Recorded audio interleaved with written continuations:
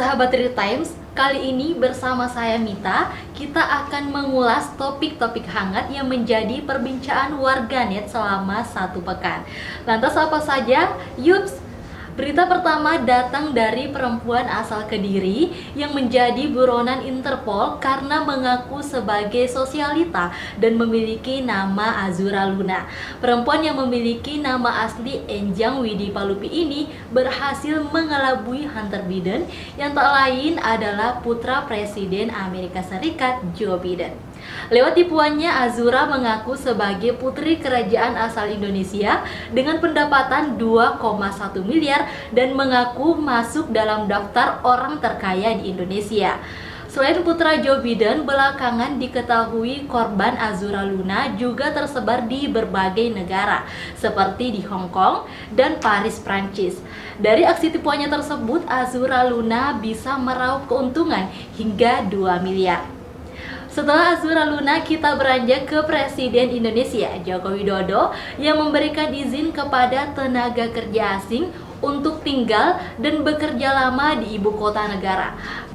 Perizinan tinggal dan bekerja tersebut tertuang dalam Peraturan Pemerintah Nomor 12 Tahun 2023 Pasal 22 dan 23. Pada Pasal 22 disebutkan bahwa pelaku usaha di wilayah IKN diberikan izin untuk mempekerjakan tenaga kerja asing sesuai dengan peraturan perundang-undangan. Sedangkan dalam pasal 23 mengatur tentang jangka waktu menetapnya tenaga kerja asing di ibu kota negara ialah 10 tahun. Selain tenaga kerja asing, bagi investor atau pelaku usaha di ibu kota negara juga akan diberi beberapa kemudahan seperti bebas syarat konfirmasi bayar pajak, digratiskan atas pemberian persetujuan bangunan gedung, dan sertifikat layak fungsi untuk jangka waktu tertentu dengan masa berlaku 20 tahun.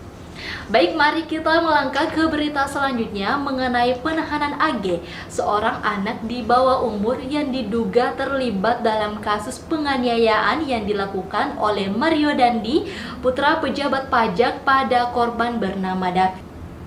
AG diamankan di Lembaga Perlindungan Saksi dan Korban atau LPSK oleh Polda Metro Jaya terhitung selama 7 hari mulai hari Rabu 8 Maret 2023. Upaya yang dilakukan pihak kepolisian tersebut ternyata mendapat dukungan penuh oleh Kementerian Pemberdayaan Perempuan dan Perlindungan Anak.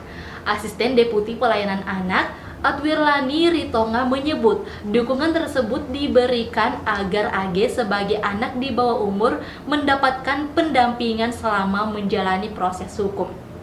Saat ini, AG berstatus sebagai anak berkonflik dengan hukum karena diduga telah melakukan tindak pidana penganiayaan berat yang direncanakan. Baik sahabat Real Times, berita hot selanjutnya tentang Kepala Bea Cukai Yogyakarta, Eko Darmanto yang dicopot dari jabatannya oleh Kementerian Keuangan. Ede diduga terlibat dalam kasus korupsi setelah mengakui dirinya tidak sepenuhnya melaporkan harta kekayaannya di Laporan Hak Kekayaan Pejabat Negara atau LHKPN. Sehari sebelumnya, Komisi Pemberantasan Korupsi telah memanggil Ede dan pada hari Kamis 9 Maret 2023, Ede kembali dipanggil oleh Inspektorat Jenderal sebagai pemeriksaan lanjutan. Nantinya, hasil investigasi KPK dan Inspektorat Jenderal tersebut akan menjadi dasar untuk memposisikan LHKPN milik Ede. Diketahui sebelumnya, Ede kerap memamerkan gaya hidup mewah melalui unggahannya di media sosial. Pernah memamerkan foto di depan pesawat terbang dan foto dengan motor gede.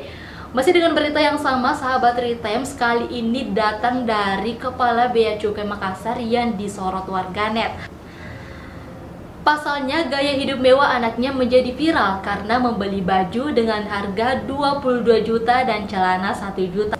Akibatnya, Andi Pramono harus diperiksa dan melakukan pelaporan terkait harta kekayaan yang dimilikinya kepada Kementerian Keuangan. Berdasarkan laporan harta kekayaan penyelenggara negara, total harta yang dimiliki oleh Kepala Bea Cukai Makassar tersebut senilai 13,7 miliar per 2021.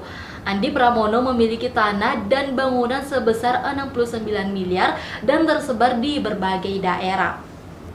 Baik, berita hot terakhir mengenai Mahfud MD yang menguak transaksi mencurigakan di Kementerian Keuangan. Ia menyebut transaksi mencurigakan yang terjadi sejak 2009 itu sebesar 300 triliun. Dalam pernyataannya di YouTube Kemenko Polhukam Republik Indonesia pada Kamis 9 Maret 2023, Mahfud mengatakan transaksi mencurigakan tersebut telah melibatkan 460 orang lebih dan telah ada sekitar 160 laporan dalam rentang 2009 sampai 2023. Meski telah dilaporkan, namun sayangnya hal tersebut tidak mengalami kemajuan. Mahfud juga sempat menyinggung soal kasus Rafael Alun Trisambo. Menurutnya, kasus tersebut baru akan ditangani ketika telah dibuka dan diungkap. Ia juga menyebutkan bahwa langkah tegas Menteri Keuangan Sri Mulyani terkait kasus Rafael Alun Trisambo perlu mendapat dukungan dari berbagai pihak. Baik, itulah tadi 6 hot topic selama sepekan yang telah dirangkum oleh Retimes. Akhir kata, saya Mita pamit undur diri. Sampai jumpa Sabtu depan dan jangan lupa terus perbarui informasi kamu bersama retimes.id.